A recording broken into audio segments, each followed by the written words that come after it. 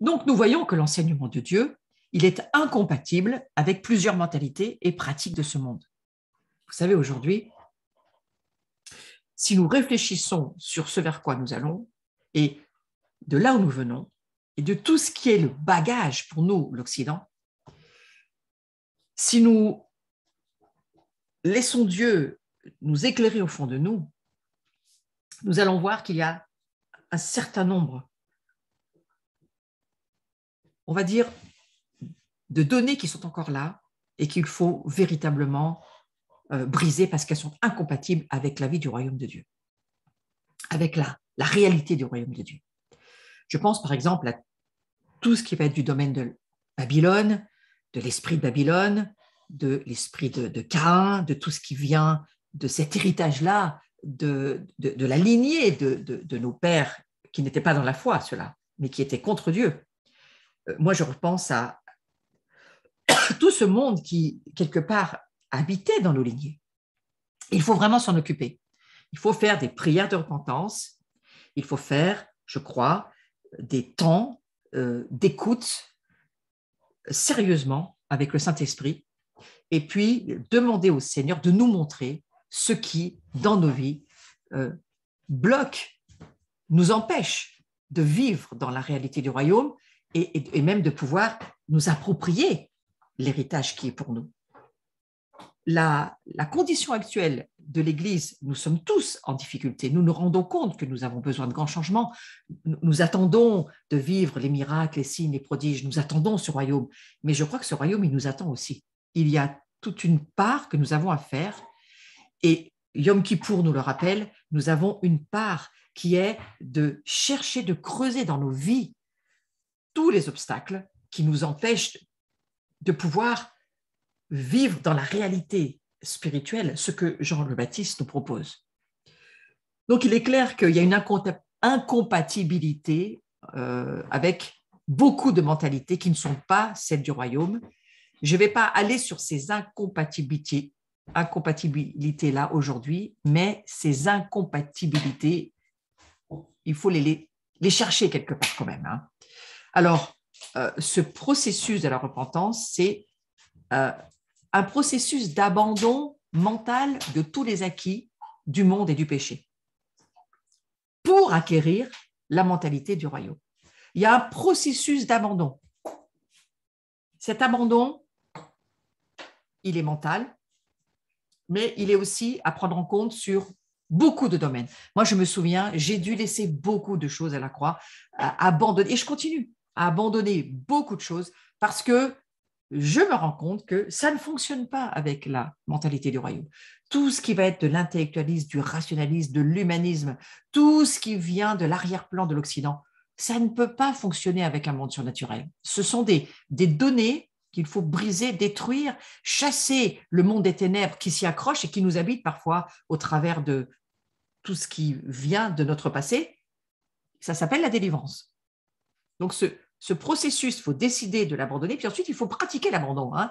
Pratiquer l'abandon, ça veut dire chasser les démons, ça veut dire les tenir loin de nous, ça veut dire détruire des objets chez nous qui ne devraient pas être là, se libérer de littérature qui ne doit plus habiter chez nous non plus, enlever tous les droits de Satan, parce qu'il faut faire de la place pour que ce royaume puisse beaucoup plus nous impacter que ce qui nous a déjà impacté. Moi, je crois qu'on en est là. Dans cette saison, on en est à, il y a plus.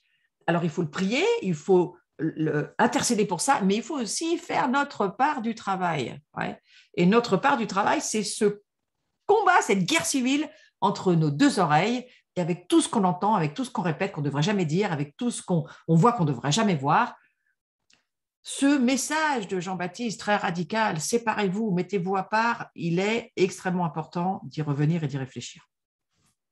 Mais avant de commencer quoi que ce soit, ça paraît curieux que je vous dise ça, mais je vous le dis, eh bien, il faut tout abandonner. C'était l'invitation de Jésus. Tu veux me suivre? Eh, il faut renoncer à toi-même. Il faut renoncer à toi-même. Pourquoi? Parce que ton toi sans moi, c'est-à-dire ta vieille nature, ta vieille vie, ta nature de péché, que tu n'as plus lorsque tu m'accueilles dans ta vie. Mais il y a un renoncement, il y a un travail dans la repentance à faire. Ça fait partie du message de Jean-Baptiste, bien sûr.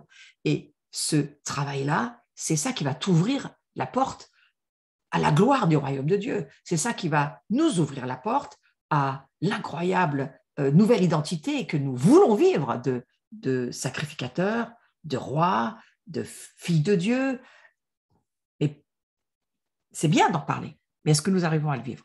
Alors, réfléchissons à cela d'une façon sérieuse.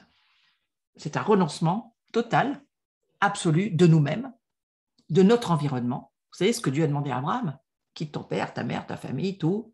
Suis-moi. Et tant que le père n'a pas été laissé, il a fallu que son père meure pour que Abraham puisse commencer à prendre son chemin. Parce que là, il fallait que la prophétie s'accomplisse au travers d'Abraham.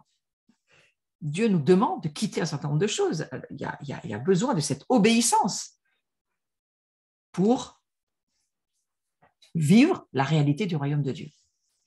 Alors, si je vais sur ce domaine-là, ce déplacement mental et physique exigé par Dieu, que Abraham a dû vivre, c'est une préparation pour le royaume de Dieu. Et nous aussi, on va avoir à vivre cette préparation-là.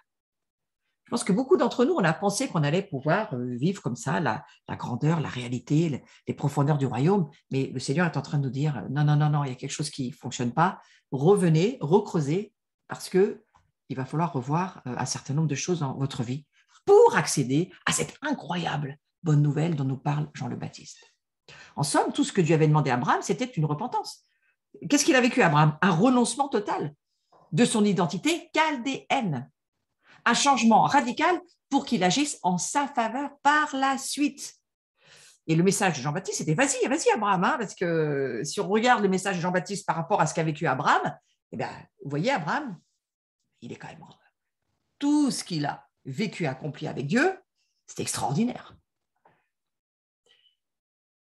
De même, pour nous, le renoncement à notre ancienne identité, le changement radical de nature offerte en Jésus-Christ, ça nous permet de nous positionner pour recevoir tout ce que Dieu a prévu en notre faveur, que cela soit de manière individuelle ou collective en tant que nation.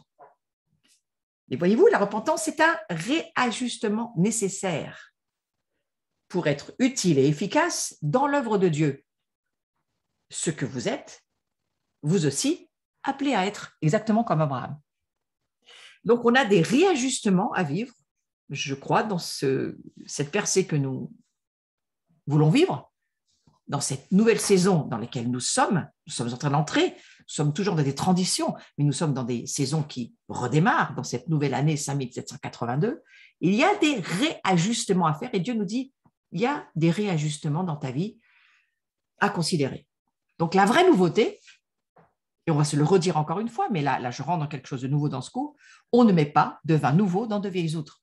Dieu veut mettre son vin nouveau, ça c'est Jésus-Christ qui nous le dit, mais il ne peut pas le faire à l'heure actuelle parce que visiblement, il y a en nous, je ne dirais pas que nous sommes une vieille outre, mais il y a des choses qui sont encore là, qui ne doivent plus être là. Il y a des réajustements à faire, il y a des renoncements à reformuler, il y a quelque chose à laisser, à abandonner pour plus que ce que nous avons déjà. Parce que nous voulons tous plus que ce que nous avons.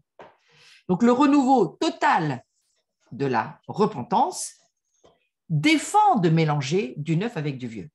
C'est pourquoi Dieu insiste, il dit, nous changeons de saison, nous passons à quelque chose d'autre, nous creusons ou nous montons, nous allons plus loin, nous avançons dans la saison dans laquelle nous sommes finitives, nous allons entrer dans des temps extrêmement durs de tribulation, mais pour son royaume, Dieu dit, vous allez entrer dans ma gloire.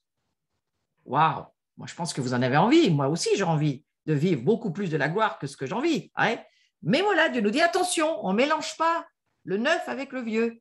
Et puis, quels ont été tes choix? Qu'est-ce que tu as fait la saison passée? Est-ce que tu étais vraiment aligné à ce que je t'ai demandé? Est-ce que tu es tombé dans des excès? Est-ce qu'il y a un renoncement de taille à faire? Il y a des choses à revoir.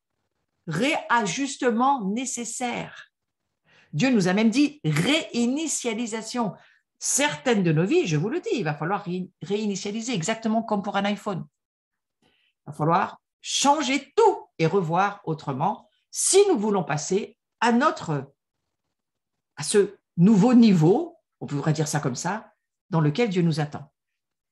En tous les cas, où nous voudrions aller. Je parle toujours du royaume et de la gloire de Dieu. Pour revenir au mélange, on ne peut pas mélanger du neuf avec du vieux parce que le produit de ce mélange, il ne peut pas être neuf. Il sera toujours sali par le vieux. Donc, et c'est même plus dangereux que de rester dans notre vieil état. Les chrétiens à moitié repentis, il y a un peu de vieux mélangé à du nouveau, ils sont plus dangereux que les païens parce qu'ils deviennent une proie facile pour le diable. Et puis, c'est une porte grande ouverte pour les attaques sur l'Église. Est-ce que c'est peut-être le cas pour certains d'entre nous? Eh bien, on doit se poser la question. Paul, il a abordé le concept de renouvellement du chrétien dans presque toutes ses lettres aux églises.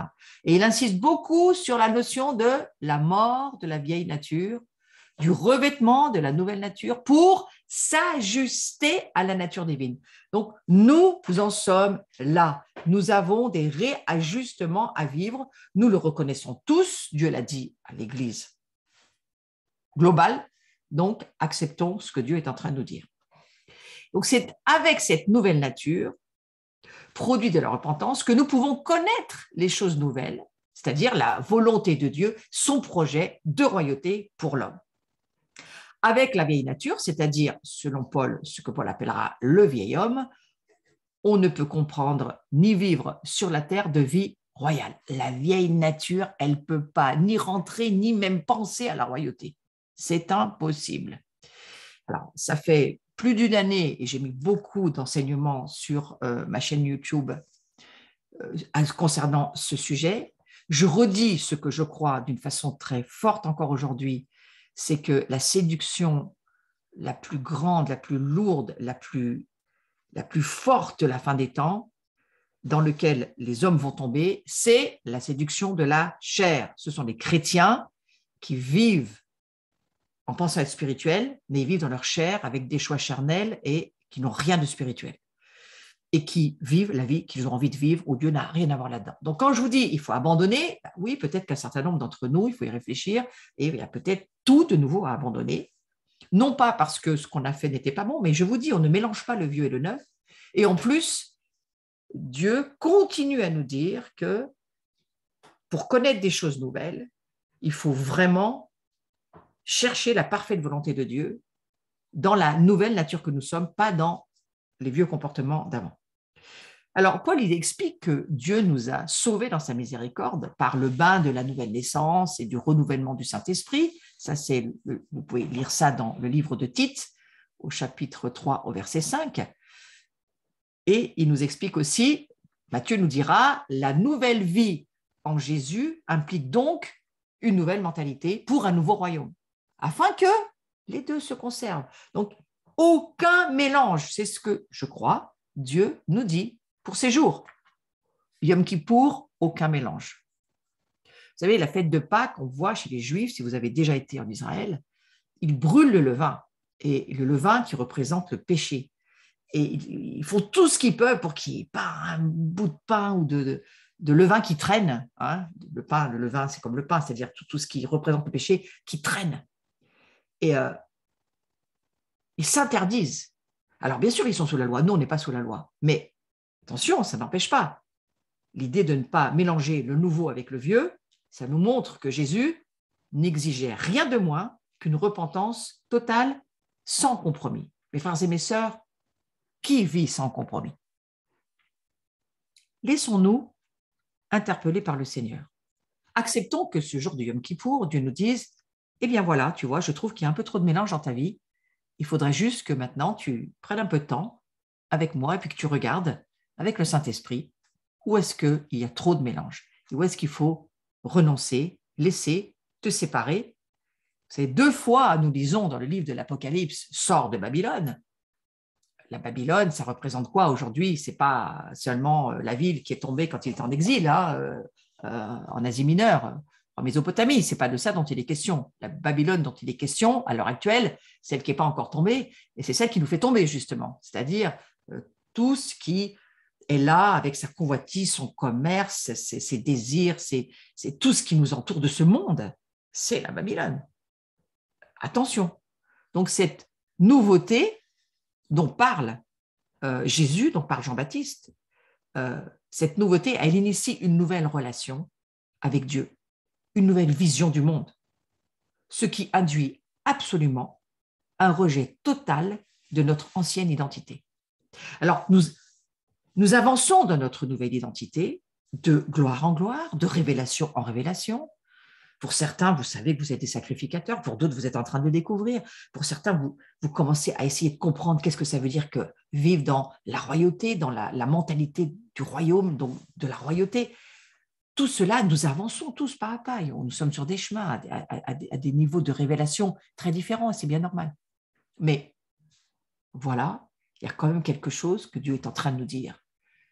Le mot français pour renouvellement, il porte un peu à confusion parce qu'il peut décider le fait de renouveler ce qui existe déjà, alors que Paul, ce n'est pas du tout ce qu'il veut dire. Hein. Paul, il voudrait qu'on le comprenne dans le sens de, il y a une création de quelque chose de totalement nouveau qui n'a jamais existé.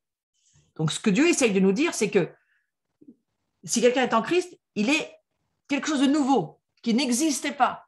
Donc, ce n'est pas une rénovation, ce n'est pas une restauration, ce n'est pas un renouvellement du vieux pour le faire neuf. Non, non, non, c'est le fait que les choses anciennes, elles n'existent plus et que toutes choses sont en train de devenir nouvelles. Et je crois, il me semble bien que dans la saison dans laquelle nous sommes, c'est quelque chose que Dieu essaye de nous dire. Tu vois, il y a encore des choses chez toi, eh bien, il faut que ça passe, il faut que ça cesse, il faut que ça s'arrête. Tu ne peux pas l'emmener dans la nouvelle saison. Tu ne peux pas même emmener tes vieilles révélations dans la nouvelle saison. Tes révélations d'hier, c'est comme la manne. Elles sont là, mais ce n'est pas avec ça que tu vas rentrer et vivre dans ta nouvelle saison. Dans ta nouvelle saison, il faut des nouvelles révélations. Il faut quelque chose qui n'existe pas, qui s'ouvre pour toi. Et c'est ce que Dieu nous dit aujourd'hui. Il nous dit, voilà, il y a de nouveau un abandon de ce que tu laisses de la saison passée.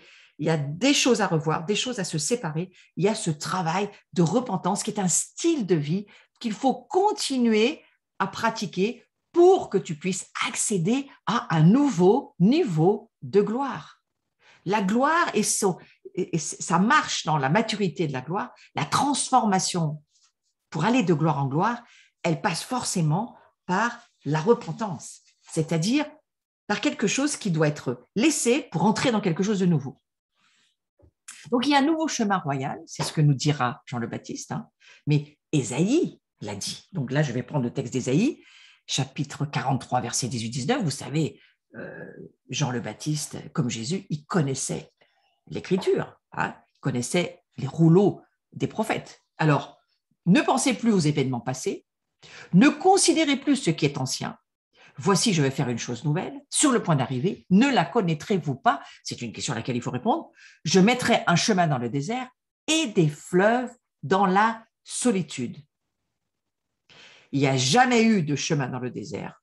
Vous avez remarqué cette idée? Il n'y a jamais eu de chemin dans le désert. Le désert, par définition, il n'a pas de chemin. C'est la raison pour laquelle il est appelé un désert.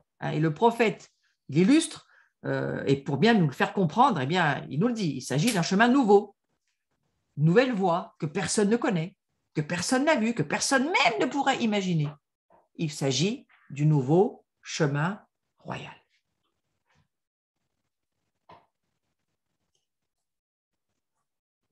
Si je reprends ce verset, vous voyez, ne pensez plus. Vous voyez où ça se passe? Ne pensez plus. Ça se passe entre les deux oreilles. Ne pensez plus à votre ancienne façon de penser. À la fois, il est question ici pour des gens incroyants, qui deviennent croyants, mais je crois que ça fonctionne aussi pour nous dans nos nouvelles saisons. Il faut cesser de penser à tout ce qu'on connaît pour pouvoir entrer dans quelque chose de nouveau. Il faut cesser de considérer qu'on sait déjà tout faire, parce que Dieu va faire quelque chose de nouveau et tu ne sauras plus rien faire du tout. Donc, il va falloir, là encore, pour pouvoir rester une nouvelle outre, il faut faire ce chemin de la repentance dont parle Jean le Baptiste, qui est toujours un chemin qui nous amène dans un désert, parce qu'en nous ramenant dans le désert, Dieu va pouvoir créer un nouveau chemin. Voilà. Et je trouve extraordinaire que, au fond, la miséricorde de Dieu, c'est cela. C'est qu'à chaque saison de nos vies, à chaque moment où nous passons d'une saison à l'autre, d'une année à l'autre, d'un temps à un autre, eh bien, Dieu il nous dit, je vais le créer, ce chemin qui n'existe pas, et puis je vais mettre dans cette solitude dans laquelle tu vis je vais mettre des fleuves de vie. Vous vous rendez compte? Je veux dire, si ce n'est pas de la miséricorde, ça. Et c'est Jésus qui est ce chemin de la repentance. Quelle est la clé pour sortir de toutes ces anciennes mentalités, toutes ces anciennes façons de voir les choses, toutes ces structures mentales qui ont été mises en nous de génération en génération par le monde et puis, on va dire, toutes les principautés, les puissances derrière, démoniaques, je ne parle pas de Dieu là, hein, tout ce qui habite les lignées, Jésus dira, moi au milieu de tout ça, je suis un chemin, et si tu pratiques la repentance, tu vas voir, tu peux rentrer dans quelque chose d'autre de totalement nouveau. Et je crois que Jean-Baptiste, c'est ce qu'il voyait. Il voyait que Jésus, il est ce chemin et il nous offre la capacité de pouvoir traverser, même si nos lignées ont marché dans des structures iniques, même si nos lignées ont été sur des mauvais chemins, idolâtres ou babyloniens ou je ne sais quoi, Jésus, lui, c'est un chemin. Et on a une incroyable, extraordinaire chance, pour ne pas dire cadeau de Dieu. Lui, eh bien, il nous met sur ce chemin. Il nous téléporte du royaume des ténèbres, c'est ce que dira Paul, il nous fait passer du royaume des ténèbres au royaume de la lumière. Et on est directement téléporté sur ce chemin qui est, pour nous, de saison en saison, totalement nouveau. La nouveauté du royaume surpasse nos attentes et surpasse notre entendement humain. Ça, c'est la nouveauté du royaume. Et ne vous lassez pas, mes frères et mes sœurs, de découvrir la nouveauté du royaume. Dites-vous qu'il y a beaucoup plus que ce que vous connaissez. Moi, c'est ce que je me dis. Il y a beaucoup plus que ce que je sais aujourd'hui. Il y a beaucoup plus que ce que mon entendement me dit, ou mon esprit, ou là où j'en suis. Il y a beaucoup plus. Je sais qu'il y a beaucoup plus. Dieu veut ramener sa gloire sur la terre, et c'est le message de Jean le Baptiste. Dieu veut ramener son royaume sur la terre. Il le met à portée de nos mains, mais il y a beaucoup plus que ce que nous connaissons au travers de chaque saison de gloire que Dieu nous accorde.